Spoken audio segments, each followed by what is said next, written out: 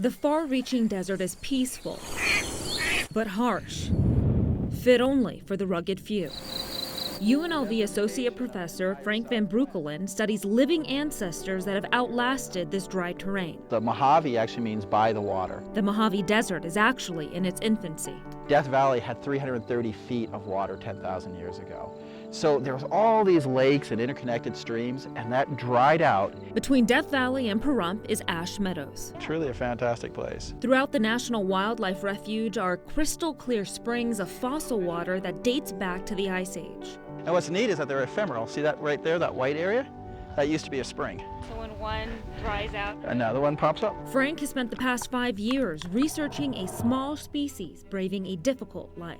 See that little dance that they do? Yeah, And yeah. And he's really into her. With the potential for medical advances for humans, pupfish. They're called pupfish because the people who found them, they were chasing each other, and they said, oh, it's like little puppies playing. Pupfish are small, about the size of a thumb, but they're survivors of extreme conditions. What once was cool water is now 80 to 90 degrees Fahrenheit. This isn't an ideal neighborhood. This is a bad neighborhood, but the fish are living there.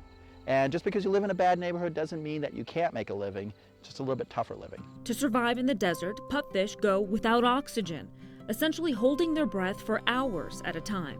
We had one animal that in a 24-hour period, in about 5 hours of this, with just a couple of brief interruptions of oxygen consumption. Frank calls it paradoxical anaerobism. You and I, if we were to not use oxygen, we produce lactic acid, right? So like when we sprint. Sure, but how do pupfish sprint for hours at a time? It looks like what they're doing is producing this ethanol. Alcohol helps them survive. They're sort of like chronic alcoholics. And this fish evolution could help us better understand chronic alcoholism in humans. We could take those lessons and figure out, sort of what did they do differently than what we're doing?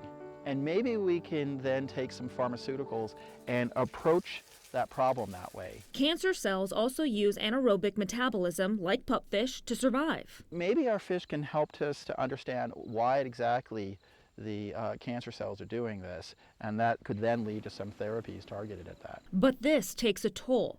Pupfish are an endangered species. We need to protect these areas. They're not going to come back. The most lethal living conditions are at Devil's Hole. These fish live in very hot water. With water that can reach 100 degrees Fahrenheit, these pupfish produce the most ethanol and as a result have the shortest lifespan. These fish have it really tough. There were only 36 of these fish in 2013. Luckily now there's about 100 of these. Frank came to this alcoholic discovery with the help of undergraduates at UNLV. I'm looking at a bone-stained larvae. So it cleared all the tissue out and stains the bone red and the cartilage blue. Twin brothers Austin and Kenneth McKenna are among those forging ahead at the School of Life Sciences. And when I did research, I fell in love, so. I want to be the biologist that can attack any question that comes my way, and that's exactly what he can do. So he's a perfect role model for that. Because of those who work in search of the undiscovered. I think that what we're looking at is really sort of nature's experiment. Cures might spring from the toughest and tiniest of creatures.